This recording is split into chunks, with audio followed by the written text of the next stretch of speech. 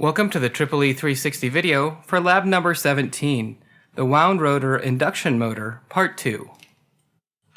For this lab, we're using the following components. We're using the AC power supply, the AC voltmeter, the AC ammeter, the three-phase wound rotor machine, as well as the electrodynamometer.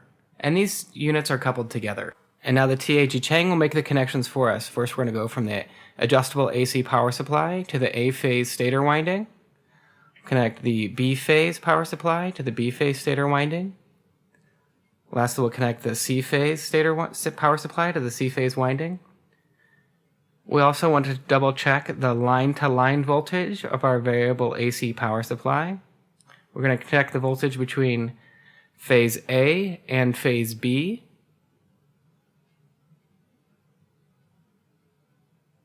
To finish the stator winding connections, we need to make sure we make a Y connection, so we're going to short together the other side of our windings to ensure that we have the proper Y connection.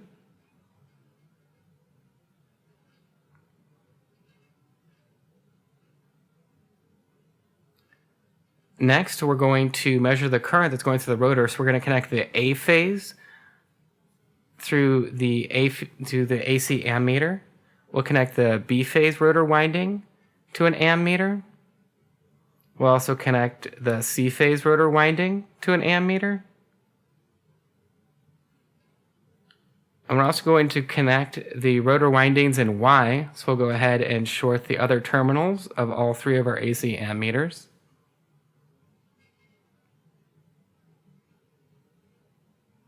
We also want to supply 120 volts to our electrodynamometer, so we're going to start from the A phase of our fixed power supply to one side of our electrodynamometer. We'll also connect the neutral point. And now we have all of our connections properly made. First, we're going to adjust our electrodynamometer to full torque or 100% torque rating. And now we're ready to energize our circuit. We're going to turn on the power supply, and we're going to adjust for 100 volts line to line.